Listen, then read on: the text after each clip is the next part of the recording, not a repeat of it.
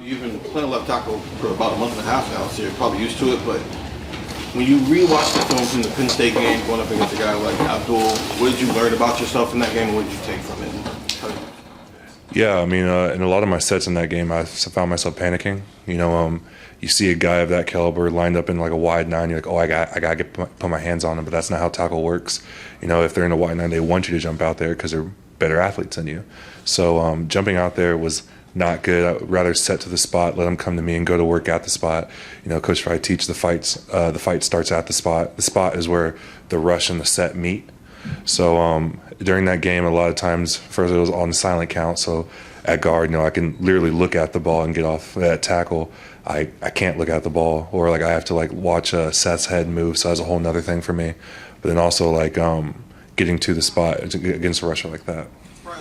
An ideal way to start your career as a left tackle in that situation, right? I mean, but do you feel more comfortable now going into another game where you're playing another guy of that caliber?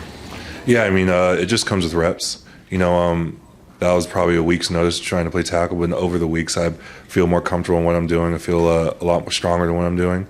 And so it just comes with reps, comes with confidence. And so just continuing to get reps to obviously a great front we're going against this week. So just preparing the best I can. Third row left, Andy Anders, 11 Warriors. Ryan Day was just talking about how Montgomery's kind of shown some things in my mix in at guard here in the playoff. Just what have you seen out of him over the course of the season, and where has he grown? Yeah, I would say Luke's made a good step in his development. I feel like he's taking a step in the right direction where we're all kind of waiting for him to take that step. And, he's had a couple more reps available to him, and he's taking advantage of it. And he has done a great job so far in putting the best stuff he can on the practice field to give not just himself confidence, but the guys on the line confidence, because, we're running thin on the O-line. So just any guys can step up, step up. That's what we're looking for. Fourth row middle, Pat Murphy, 24/7 Sports. Donovan, in that vein, obviously some different guys doing things at guard. I know you were obviously focused on being a tackle, but how much ownership do you take on trying to get some of those guys ready for what will be obviously a tough challenge, not only this game, but potentially down the road? Yeah, everything with the guards, I try to give my input to, because, for really three years I played that position. And so I was like, look, like what you're doing is not working this way. You got to do it this way, because I've had experience doing against next to really good tackles and playing at a really high level at guard. I was like, I can help you out with this because I know what it's like. Or taking my experience of playing next to Paris, I was like, this is what I did with him, and we got to be on the same page in terms of double teams, because if we're not on the same page, then that's how we get split, and that's how we work against each other and there's no movement. So trying to get on the same page with the guys playing next to me and the guys on the other side of the line to try to perform at the highest level. Fifth row right, Cameron Teague Robinson, The Athletic. Donovan, I know 2022 didn't necessarily go you guys' way in Peach Bowl, but after that Michigan loss, it seemed like going to that game, you guys were playing a lot more free, a lot more loose. What experiences can you take from that lead up to this lead up to obviously you want to win this game, but just to play free, play a little more loose in this game? Yeah, I mean, playing free and playing loose is a lot better than playing uptight. We're just focused on playing as fast as possible. Our coaches put us in the right position to do so. So it's our job to execute it. In terms of what happened, was it 2 years ago? 2 years ago. I can't really speak on that now because I'm worried about what's happening now. But it's just playing with the brothers next to you, playing for the man next to you, and not trying to let him down rather than your own selfish success is what we're all aiming for. Right in front of him, Stefan Krajcnik, Cleveland.com. Seth is a guy who's had playoff experience. He's also probably studied this Tennessee team in years past, maybe more so than anyone that How much, kind of as a coach now, has he been able to help out these last few weeks, whether it be Michigan week or now leading up to Tennessee? Yeah, he helps out as much as he can. He's always here. Maybe not in the outdoor practices. He doesn't really go out to those, but the indoor ones, and obviously in the meeting rooms, he's a really insightful person. He's always helping out Carson, always helping out the guards, because yeah, you're right. He's played against this team many times, being at his former institution. But he's just given us insight on what we need to do to compete at the highest level against this D line, because obviously they're a great group. and then just helping us improve as best he can. So, he's still just as involved as he was before the incident happened. He's just trying to give back as much as he can. Second row right, Bill Landis, Kings of the North. Donovan, we saw Luke play center some in camp. I know he's played some tackle. He's even played some jumbo tight end. What, in your mind, would make him a good guard for you guys?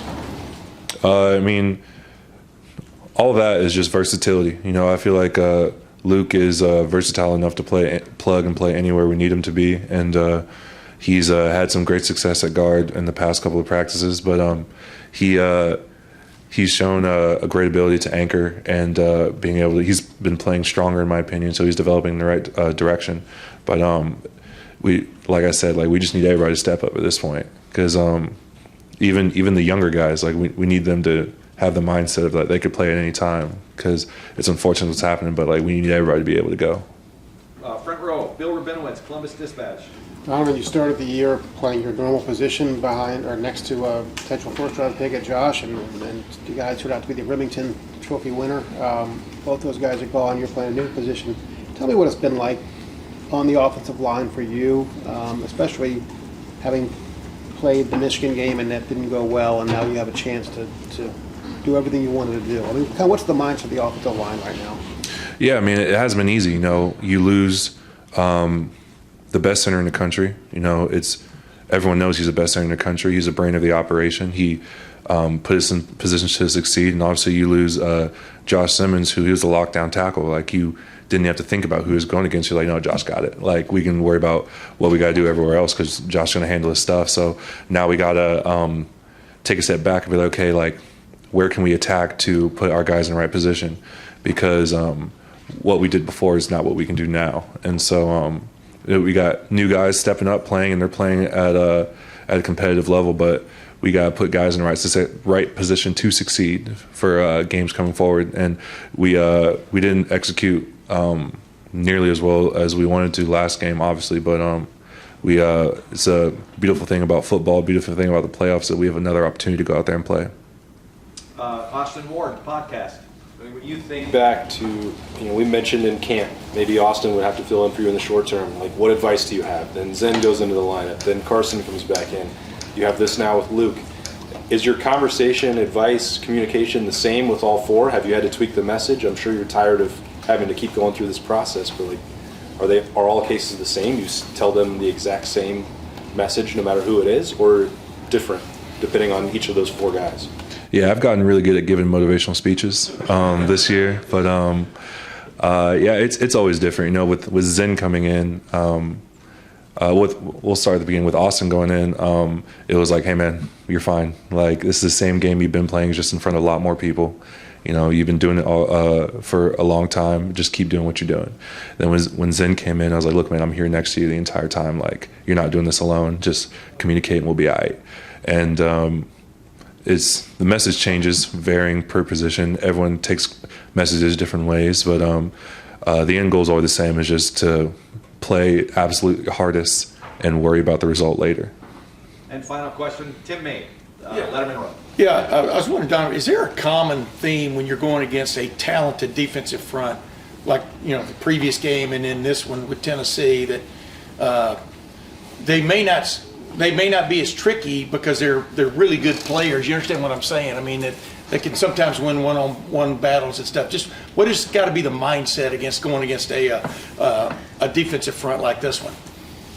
Yeah, I mean, the defense front we're going against Tennessee is very talented. They rotate a lot of guys, and all those guys can go. They're relentless. They don't give you time to breathe, because once one guy goes in, another guy goes in, and he's just as good as the one that just came out. So the main message is just to strain your butt off, man. You got to win your one-on-ones, like you said.